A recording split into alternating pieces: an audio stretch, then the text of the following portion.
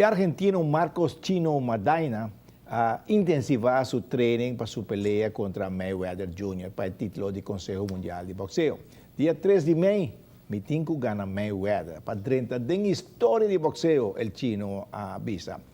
E ciclista não preocupar. Aí há uma conferência de prensa já com Nanta Mira, vida de ciclista na peligra.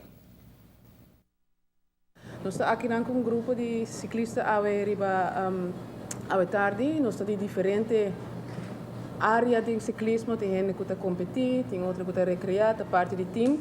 Nós estamos aqui eigenlijk junto, de nome também de resto do grupo, para sobre nós que fosse para preocupação séria que nós temos. Para basta se man luna eigenlijk, para basta tempo acaba que está sali hopi biada em notícia que ciclista vai alcançar um auto, tem acidente envolvendo ciclista e está virando cada dia mais.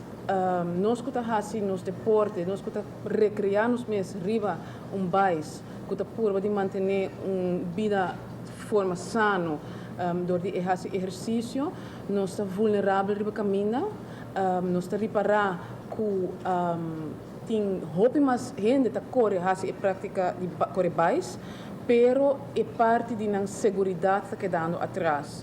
Semana passada tinha um incidente no Facebook, onde uma pessoa expressou mesmo de uma maneira bastante violenta, tocante ciclista na caminho, e essa é uma preocupação que nós sobre que nós estamos subindo caminho para fazer bom e nós estamos correndo risco grande.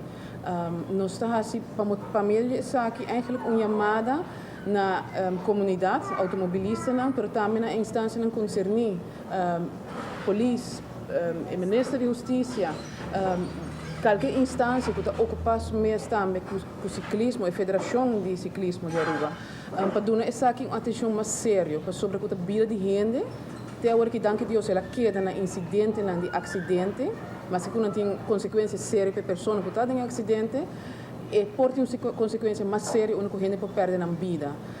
Nós não queremos chegar assim a Leo, tapi nós mesmo em Luna não de grupo tá por bando de mover comércio, organização para ajudar nós a fazer uma campanha de conscientização que o ciclista também é parte do tráfico, não somente é só que está como deporte, mas tem muita gente que está usando bikes como meio de transportação para ir trabalhar, esta que não tem auto, não tem nenhum outro alternativa que é mais ainda tem muita que corre mais recreativo e que o tráfico está forma peligro para nós.